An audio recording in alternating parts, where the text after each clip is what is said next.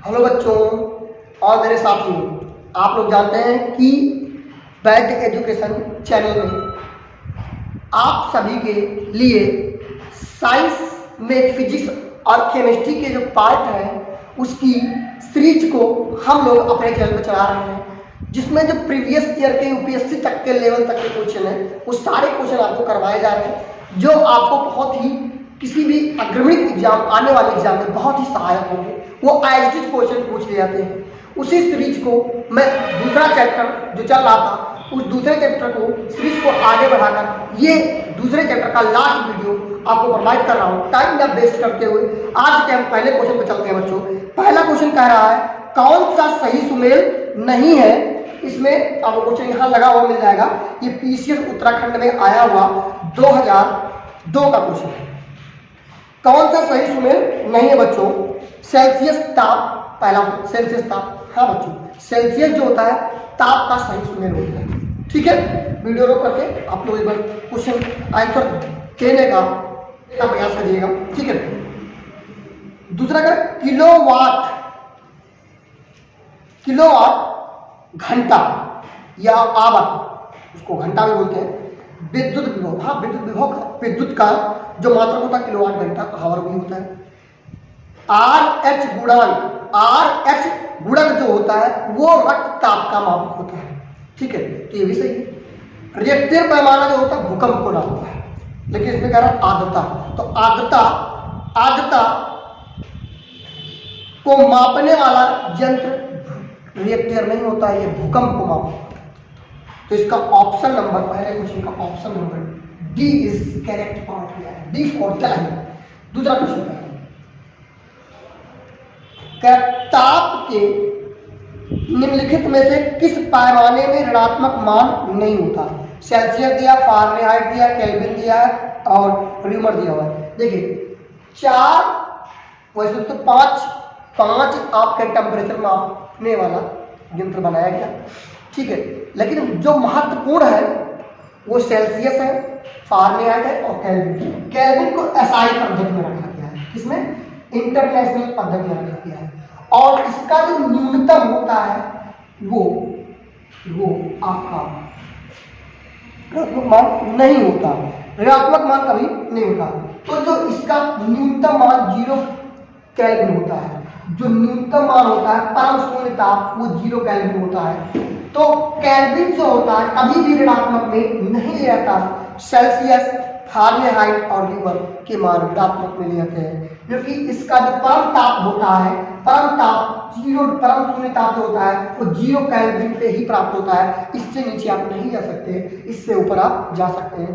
तो इसके ऊपर आप नहीं, इसके नीचे आप नहीं नापते, इसके ऊपर आप नापते हैं तो धनात्मक ही होगा, 0 से ऊपर। ठीक है, और सब में माइनस डिग्री सेल्सियस में देखा हुआ होना होगा आप लोगों ने। और फारेनहाइट में भी माइनस हो जाता है, -40 डिग्री सेल्सियस और -40 जो डिग्री सेल्सियस होता है और फारेनहाइट होता है, ये दोनों समान ताप पर होते हैं। ठीक है, तो ये स्थिति सिर्फ केल्विन में नहीं पाई जाती बच्चों। तो इसका ऑप्शन आपका C part is correct, C part से चेन्नई। तीसरा क्वेश्चन कह रहा है निम्न में भूकंप मापी यंत्र कौन सा नहीं है? भूकंप मापी यंत्र कौन सा नहीं है? कौन सा है? कह रहा है एस्कोग्राफ, सिस्मोग्राफ। ये भूकंप मापने का एक यंत्र होता है। सिस्मोग्राफ जो होता है, आपको हमने पीडीएफ जो बताया था उसको आपने शॉर्ट स्क्रीन लिया होगा बच्चों, उसको लिखा होगा। तो जो इसमें सिस्मोग्राफ होता है वो सिस्मोग्राफ भूकंप मापी यंत्र होता है। Seismograph option number B is correct होगा। सिस्मोग्राफ जो होता है वो भूकंप मापने वाला पैमाना होता है। आइए अगले क्वेश्चन, चौथा क्वेश्चन कह रहा है सिस्मोग्राफ का रिकॉर्ड करता है। तो सिस्मोग्राफ किसका रिकॉर्ड करता है बच्चों? तो भूकंप मापने का यंत्र सिस्मोग्राफ होता है। ये एमपी यानी मध्य प्रदेश से पूछा गया था।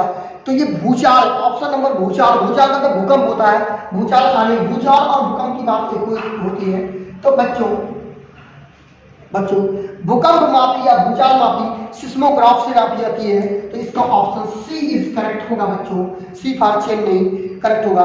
इसके बाद अगला क्वेश्चन देखते हैं बच्चों, पांचवें क्वेश्चन में कह रहा है फाइडोमीटर का उपयोग किस किससे नापने में किया जाता है? तो पाइरोमीटर का उपयोग, देखिए भूकंप मीटर जो होता है, भूकंप सिस्मोग्राफ से नापा जाता है, और वर्षा आपका टेम्परेचर वाले पैमाने से नापा जाता है, और समुद्र की गहराई जो होती है वो फायरोमीटर, यानी ऑप्शन नंबर सी फायरोमीटर समुद्र की गहराई नापता है। क्या नापता है बच्चों? समुद्र की गहराई नापता है बच्चों। आइए आज के छठे क्वेश्चन पे चलते हैं। छठा क्वेश्चन है कि छठवें क्वेश्चन में आपको लगा हुआ एक मिलान वाला क्वेश्चन है। इस मिलान सूचीबद्ध आपको मिल जाएगा इधर, तो सूची 1 और सूची 2 में, ठीक है।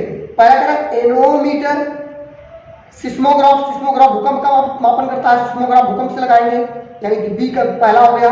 एनमोमीटर आपका वायु वेग नापता है, वायु का वेग एनमोमीटर नापता है, तो इसका तीसरे से लगाएंगे। और सिस्मोग्राफ हो गया पहले से। बैरोग्राफ जो है बच्चों, बैरोग्राफ आपका वायुमंडलीय दाब नापता है। जो बैरोग्राफ होता है वो वायुमंडलीय दाब नापता है। और लास्ट है हाइग्रोमीटर, हाइग्रोमीटर आर्द्रता को मापने वाला। ये तो हम पिछले क्वेश्चन में कुछ कराए होंगे, तो इसका ऑप्शन डी इज करेक्ट हो जाता है बच्चों, डी इज करेक्ट हो जाता है। इस तरीके से इसका ऑप्शन ये 2012 मेन में आया हुआ था, और उत्तराखंड ग्लोबल पीसीएस में भी आया हुआ क्वेश्चन है बच्चों। 7वां क्वेश्चन कह रहा है निम्नलिखित में कौन सा सुमेलित नहीं है? सुमेलित नहीं है। मैनोमीटर दाब को नापता है। मैनोमीटर किसको नापता है बच्चों? दाब को। कार्ब्यूरेटर आंतरिक दहन इंजन, जो कार्ब्यूरेटर होता है, कार्ब्यूरेटर ये इंजन होता है, इंजन के अंदर पाता है, ये इंजन के दहन को नापता है। कार्डियोग्राम जो होता है हृदय की गति को नापता है, ये भी सही है बच्चों। सिस्मोमीटर जो होता है वो भूचाल को नापता है, पृथ्वी तल की वक्रता, इसमें कह रहा पृथ्वी, जो सीसियोमीटर होता है वो भूचाल को, भूकंप, तो बाबू इसमें कह रहा है पृष्ठ तल की वक्रता, नहीं, ये भूकंप को मापने वाला होता है। तो ऑप्शन नंबर आपका डी इज करेक्ट हो जाएगा बच्चों, डी इज करेक्ट, ठीक है। पहले ऑप्शन को काटना सीखिए, ठीक है, तो आसानी से आप उसका आंसर दे पाएंगे। अगला क्वेश्चन कह रहा है बच्चों, आठवां क्वेश्चन कह रहा है झूठ का पता लगाना, भैया क्वेश्चन है झूठ का पता लगाने के लिए, ठीक है, पता लगाने वाले यंत्र का नाम बताइए। झूठ अगर कोई इंसान बोल रहा है, आजकल तो दुनिया में झूठे बहुत हो चुके हैं, ठीक है। आप लोग ईमानदार रहिए अपनी पढ़ाई के प्रति, अपने माता पिता के प्रति आप लोग ईमानदार रहिए बच्चों, ताकि आप जब अपने और अपने पढ़ाई के प्रति, अपने माता पिता के प्रति जब ईमानदार रहेंगे तो आपको आगे बढ़ने से कोई रोक नहीं सकता। इस ब्रह्मांड में कोई रोकने वाला पैदा नहीं हुआ। अगर आप अपने और अपने माता पिता के लिए एकदम बिल्कुल सच्चे हैं तो आपको कोई रोकने वाला पैदा नहीं हुआ बच्चों। आप मेहनत से, ईमानदारी से अपना काम करिए, कोई रोक नहीं सकता बच्चों। क्वेश्चन देखते हैं, झूठ का पता लगाने वाले यंत्र किस नाम से जाने जाते हैं? तो बच्चों पॉलीग्राफ, पायरोमीटर, ग्लाइकोस्कोप, कैलोरीमीटर। देखिए पॉलीग्राफ जो होता है झूठ का पता लगाने के लिए होता है, पहला ही ऑप्शन करेक्ट है। जो पायरोमीटर होता है ये उच्च ताप पैमाने का यंत्र मापता है, उच्च ताप पैमाने का यंत्र होता है।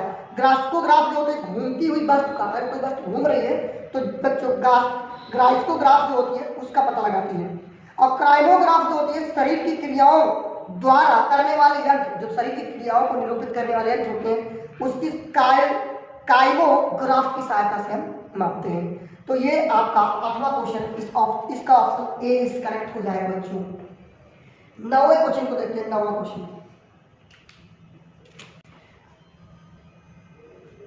बच्चों, जो 9वां क्वेश्चन है वो आज का लास्ट क्वेश्चन है और इस चैप्टर का लास्ट क्वेश्चन है। इसके अंदर हम अगले चैप्टर को बताएंगे, ठीक है।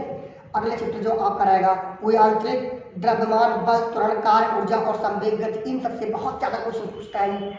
यूपीपीएससी लेवल तक का, पीसीएस लेवल तक का, टेट, सुपर टेट, जितने भी अग्रिम एग्जाम आपके, जितने भी कॉम्पिटिटिव एग्जाम होते हैं, इससे बहुत ज़्यादा क्वेश्चन पूछते हैं। आप बिल्कुल समझ लीजिए कि इन सब क्वेश्चन कर लेंगे बच्चों, तो आपको सिर्फ और सिर्फ टिक लगाना रहेगा। सिर्फ वीडियो देख कर चले जाइएगा, आप सिर्फ टिक लगा चले जाइएगा बस, और उसमें कुछ करना नहीं है। ऊर्ध्वाधर तल एवं क्षैतिज तल में कोणीय दूरी को मापने में प्रयुक्त होने वाला यंत्र।